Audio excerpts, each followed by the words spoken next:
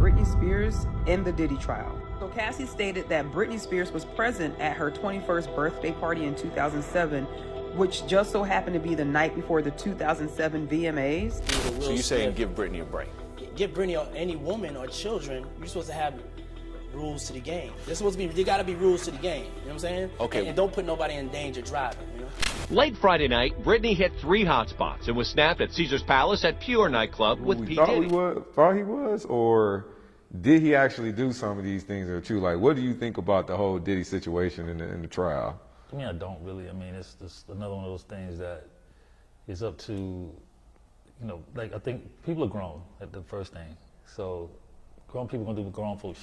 Whatever decisions you make is gonna be decisions you make. So I don't really, until they get through it and all that kind of, I mean, I think the public scrutiny, I think, is ridiculous.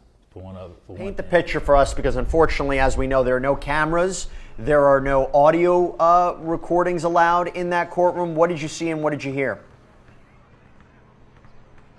Yeah, well, the tone as far as this morning goes, a lot of people are kind of anticipating what would the rest of Dawn Richard's testimony look like. Well, if you done freaked the girl out that much, you think that she gonna freak off with anybody. And if a dude like Michael B. Jordan is in South Africa and he run into Cassie, what else he gonna think? Especially if she was seen with him. He done showed her how to get fellatios. He done showed her how to freak. He done did all this shit to her. Why wouldn't he think that she'll pick and choose somebody that she probably want to be with? The Diddy trial. Yeah, it's getting wilder by the day. And now big-name celebrities are being dragged into it one by one. Artists, actors, producers, old friends, surprise connections, you name it. This isn't just some headline drama anymore. It's starting to feel like one of the biggest scandals to ever hit the music industry. In this video, we're breaking it all down. Who's been named, what are their ties to the case, and are they involved, or just caught in the crossfire? Some are being called as possible witnesses. Others, allegedly linked to secret parties, hidden tapes, and moments that were never meant to go public. The deeper this case gets, the messier it becomes. And trust me, this is way bigger than anyone expected. Puff Daddy, whoever, none of these, all you fake hard niggas, you. Hold on. Okay. All you fake hard niggas, you. You know what I'm saying? I don't give a because you can't shoot nobody anyway, and the reason why you got to talk is because you did a deal, you fed. You know what I'm saying? That's why you gotta come at me, because part of the deal for you to be a do all that and get out of jail is that you promise that you're gonna go pull my co-car. So y'all shut the up about me. Now let me say it calm. You niggas shut the up about, you shut the up about Michael. Right. I'm Michael now. Every Michael you can think of, but mostly Godfather Michael now.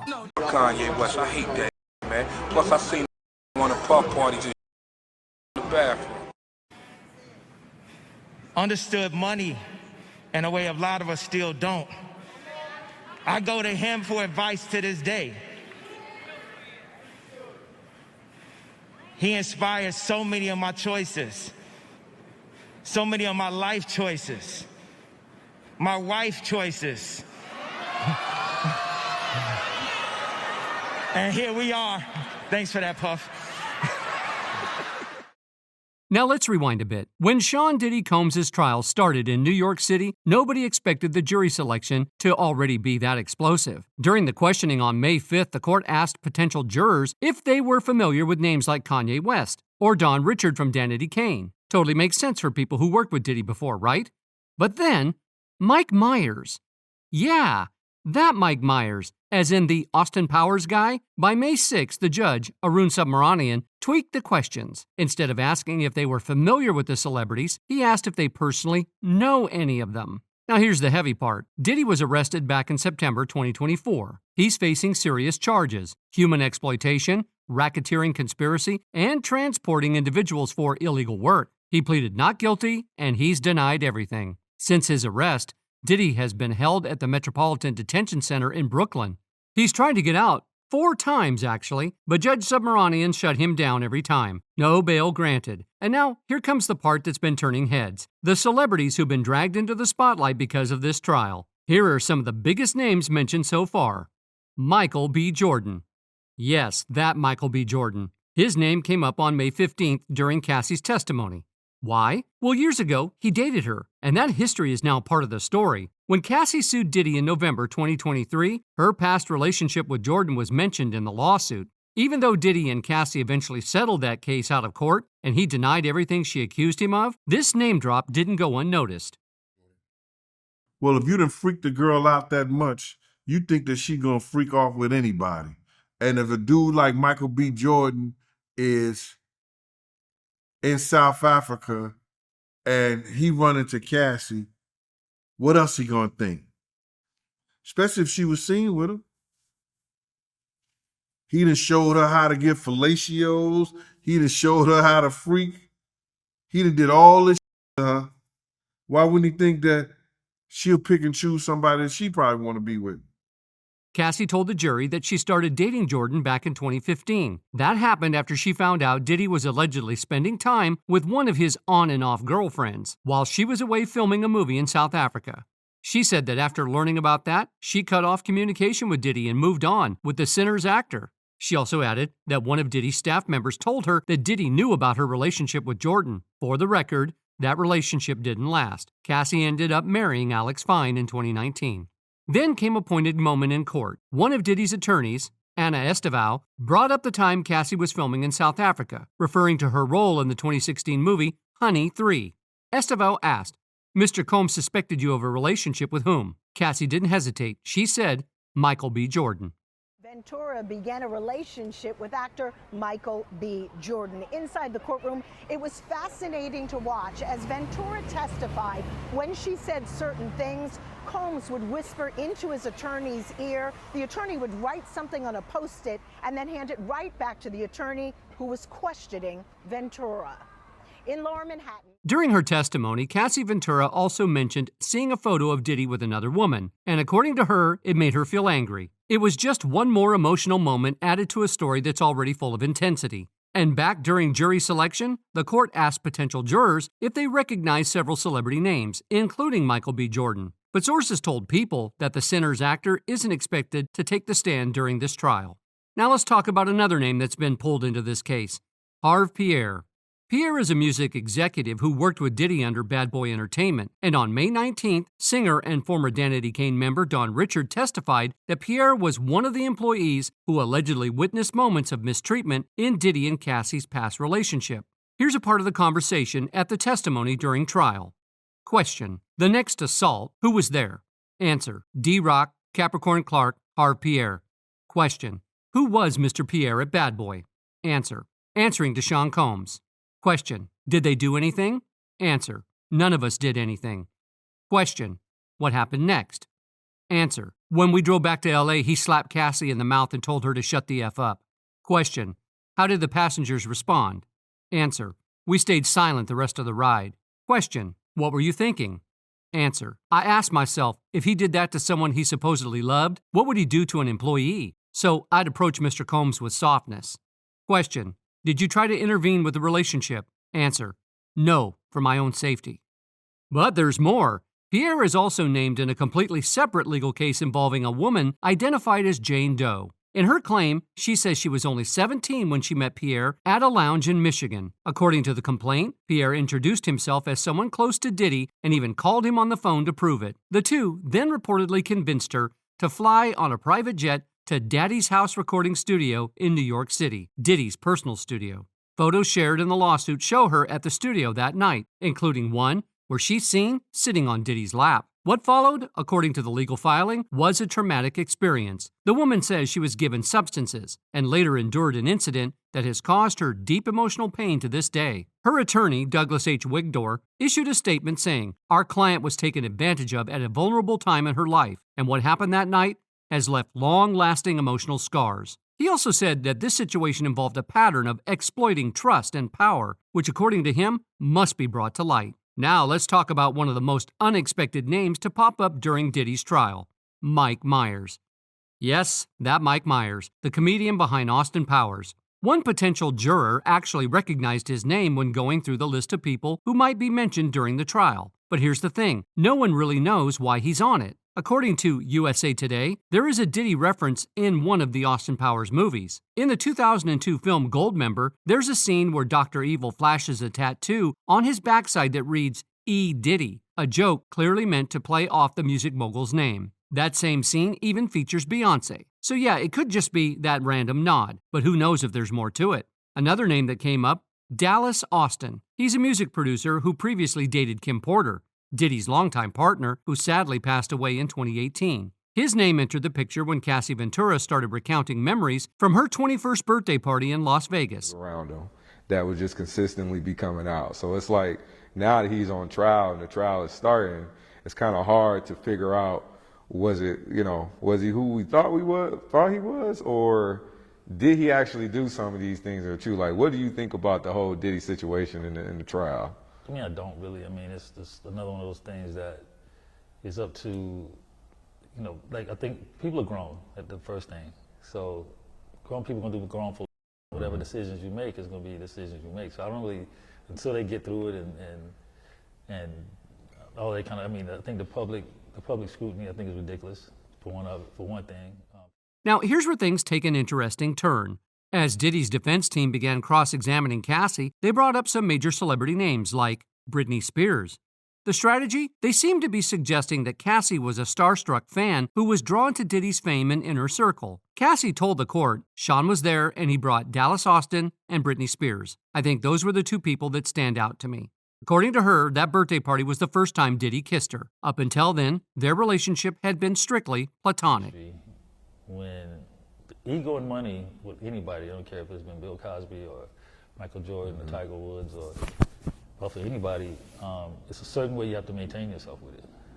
Even with Kanye and everybody else, a certain way you have to maintain yourself. But it's hard when you got that much money and you... Here's another exact testimony that Cassie revealed during the testimony. Question: what is the age difference between you and Sean? Answer: 17 years. Question: how did you feel when Sean invited you to hotels? Answer: nervous, excited, like we were going to talk about music. Question: he introduced you to... Answer: I didn't understand it. Question: did you visit Sean in Miami? Answer: yes, I went with Carrie Morgan in Dallas Austin. Question: what did you and Sean do together? Answer: he gave me Blue Dolph on a boat. Question: had you once before taken it unintentionally? Answer: yes. Question: how did you take it unintentionally? Answer: it was in Gatorade. Question: when you took it intentionally with Sean, how did it feel? Answer: like rolling all the time. Question: what did you think? Answer: that we were spending a lot of time together. I thought we were monogamous. Question: was it made public? Answer: no. I was his artist, also his family, his children. Question: who was linked to him publicly? Answer: Kim Porter. Question: how did Sean treat you at this time? Answer: we had fun. Question: what was his lifestyle like? Answer: he had all these assistants. He could get things done. He traveled quite a bit. Question: what's this photo? Answer: Sean and I at a strip club in New York, like 2007 or 2008, Halloween. Question: how did Sean's moods vary? Answer: day to day. Question: when it swung, could you describe it? Answer: anger, zoning out. Question: how did it impact you? Answer: greatly. Question: what happened? Answer: the next thing I knew, I was getting hit in the face. There was also a psychological, he'd tell me to watch my mouth, change my face. For the record, Britney Spears' name came up purely in that context. It was never suggested that she had anything to do with the darker parts of the story, like the so-called freak-offs, that had been mentioned throughout the case. Photos from that 2007 birthday party also show Paris Hilton was in attendance. And interestingly, 50 Cent, who's basically made it his full-time job to troll Diddy online, was the one who hosted the next party that Diddy's crew went to that same night at the Hard Rock Hotel and Casino. He hasn't said anything about his own connection to that night, but he has been throwing plenty of shade since Ventura's testimony made headlines. Cassie name-dropped Britney Spears in the Diddy trial. So Cassie stated that Britney Spears was present at her 21st birthday party in 2007, which just so happened to be the night before the 2007 VMAs. So you're saying give Britney a break? Give Britney or any woman or children, you're supposed to have rules to the game. There's supposed to be, there gotta be rules to the game. You know what I'm saying? Okay. And don't put nobody in danger driving, you know? Late Friday night, Britney hit 3 hotspots and was snapped at Caesars Palace at Pure nightclub with P. Diddy. One of the captors of the permanent A-list quote-unquote singer just keeps getting drawn deeper and deeper into the troubles of the producer/wannabe rapper. Now she was the paymaster for the trafficking. And again, this is allegedly Robin Greenhill, Britney Spears, and Sean Diddy Combs. When Diddy's lawyer asked Cassie how a young rising star like her managed to have that kind of guest list, her response was simple. That was all Sean. I didn't know them. Then came another tough question. The defense asked if she started pulling away from the freak-offs because she felt like she really wasn't Diddy's full-time girlfriend, but just someone who was there to fulfill a certain fantasy. Cassie paused and then replied, I think that's a way to look at it. I guess, yeah. Despite Diddy's legal team trying to push back, the judge made it clear they had to wrap up questioning Cassie by Friday. Next up on the list is Dawn Richard. You probably know her from the girl group Danity Kane. That's the group that formed on Making the Band, Diddy's reality show back in 2005, but things have taken a much darker turn since then. And so a lot of people were just anticipating what would it look like once Dawn Richard got back on the stand. And let me tell you something, Jesse, when I saw her on the stand today, and even on Friday as well, too, she appeared like she just didn't want to be there. You could tell that she was very uncomfortable, especially talking about her recollection of her time that she had worked with Diddy, her time after working with Diddy, especially during the cross-examination part. I thought that maybe she would get a little emotional because she just appeared maybe a little nervous, maybe a little intimidated, not necessarily sure, but she was very soft-spoken while she was on that stand today answering some of the... In September 2024, just before Diddy was arrested, Richard filed a lawsuit against him for what she described as deeply traumatic experiences, including physical mistreatment. Diddy denied the allegations. His lawyer, Erica Wolf, released a statement saying, Mr. Combs is shocked and disappointed by this lawsuit. In an attempt to rewrite history, Dawn Richard has now manufactured a series of false claims, all in the hopes of trying to get a payday, conveniently timed to coincide with her album release and press tour. That lawsuit is still ongoing, but Dawn didn't stop there. She took the stand in court, first on May 16th and again on May 19th, to share what she says she witnessed while working closely with Diddy. She testified that she saw him physically harm Cassie Ventura on several occasions. Dawn started working with Diddy when she joined Making the Band in 2004. After Danity Kane disbanded, she became part of Diddy Dirty Money. But in court, she said her time in that group was tied to some terrifying memories. On May 16th, she recounted a moment where Combs allegedly threatened Cassie and even struck her with a skillet while it still had eggs in it. Then on May 19th, she gave more detail. He said, "You could go missing, that we could perish," Richard told the court, according to NBC News. "I was shocked but also scared. I couldn't believe this would be the beginning of a journey with us, with the group Dirty Money." Here's how the conversation at the court went. Question: the assault in 2009 involving Sean Combs and Cassie, where was it? Answer: in Sean Combs' LA home. We were recording. Question: what did he do? Answer: he was saying, "Where the F is my food?" Then he grabbed a black skillet with eggs and tried to hit her over the head. Question: what did Cassie do? Answer: she dropped to the ground. Question: what did she do next? Answer: she went into the fetal position. Dawn Richard didn't hold back. Frequently, he would punch her, choke her, slap her in the mouth, kick her, punch her in the stomach, she alleged. It could be because Cassie was speaking up for herself. It could be random. It could be if she had an opinion for herself. And then she added something even heavier. She would be quiet, and when she had these moments of trying to stick up for herself, he would hurt her for it. Continuation of testimony. Question: then what happened? Answer: Sean Combs was kicking her in the head and body, then dragged her up to the first floor. There was glass breaking and yelling. I was scared, for her and for me too. Question: did you intervene? Answer: no. Question: did you call the police? Answer: no. Question: what happened the next day? Answer: that it had been passionate, that she was okay, that it would be better if we didn't talk, that people could end up missing. Question: how did you understand that threat of death at this moment? Answer: at this point, the defense objected. The judge responded with sidebar. After returning from sidebar, the jurors were excused. Dawn Richard's testimony was concluded for the day. After the prosecution wrapped up their questioning, it was the defense's turn. They challenged her testimony, specifically her claim that Combs threatened her and others with demise or disappearing, but Richard stood by her words. During the cross-examination, the defense tried to poke holes in Dawn Richard's story. They claim she didn't mention the threat of going missing when she met with prosecutors during earlier interviews in October and March. Combs' attorney, Nicole Westmoreland, brought up a past comment where Richard allegedly said that Diddy told her the incident in questioning was just a love thing, but Richard pushed back hard on that. That's not true. I don't recall not saying that, she told the court in response to the love claim.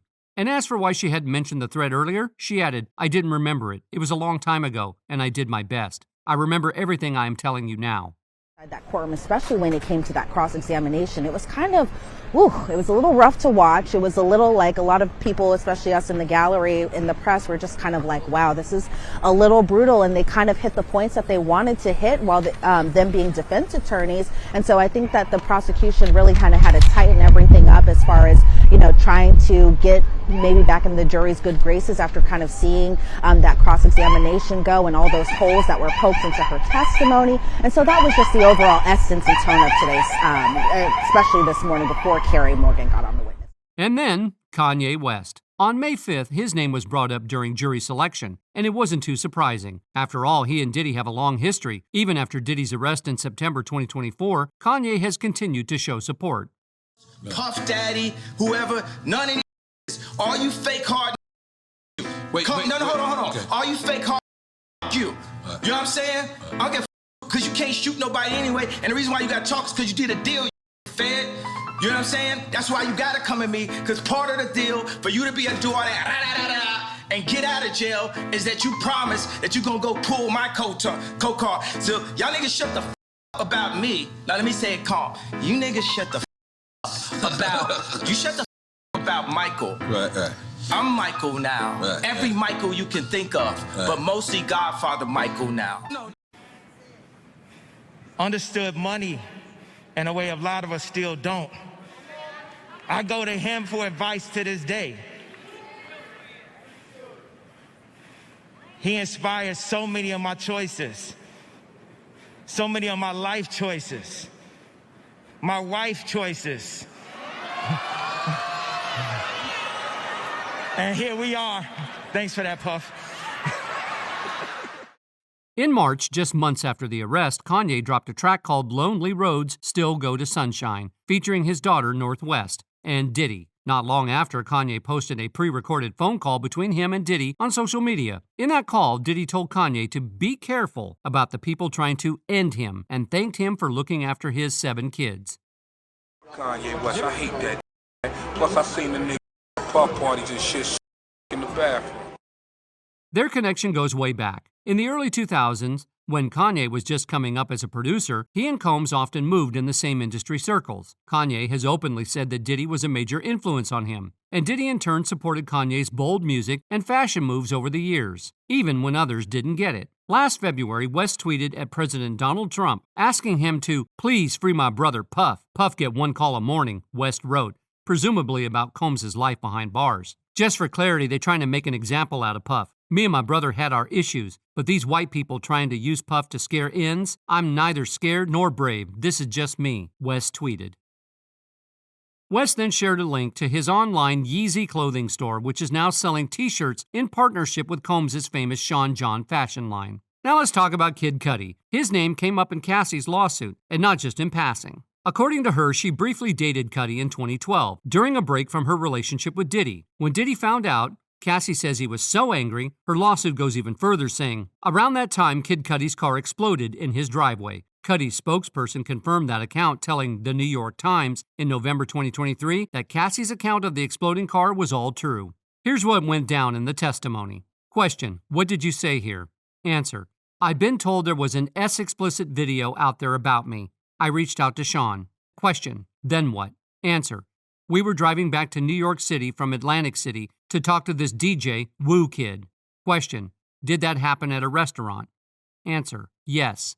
Question: what was security's role? Answer: to intimidate. They were lining the room. Question: who was there? Answer: Uncle Paulie, James Cruz. Diddy, on the other hand, denied everything. In a statement through his lawyer, Ben Brofman, he said Mr. Combs vehemently denies these offensive and outrageous allegations. For the past 6 months, Mr. Combs has been subjected to Ms. Ventura's persistent demand of $30 million under the threat of writing a damaging book about their relationship, which was unequivocally rejected as blatant blackmail. Despite withdrawing her initial threat, Ms. Ventura has now resorted to filing a lawsuit riddled with baseless and outrageous lies, aiming to tarnish Mr. Combs' reputation and seeking a payday. Then, during her May 14th testimony, Cassie took it a step further. She said Diddy was irate when he learned about her relationship with Cudi. According to her, Diddy allegedly came at her with a wine bottle opener. Fearing for her safety, she said she ran out, used a burner phone, and called Cudi to pick her up. Later, when she returned to the hotel room she'd been staying in, she claimed it had been completely trashed. The bathroom, reportedly filled with urine and feces. The furniture, torn up and flipped over. Question: Did he come to the hotel where you were staying? Answer: Yes. He beat me up and called me names. My face was bruised.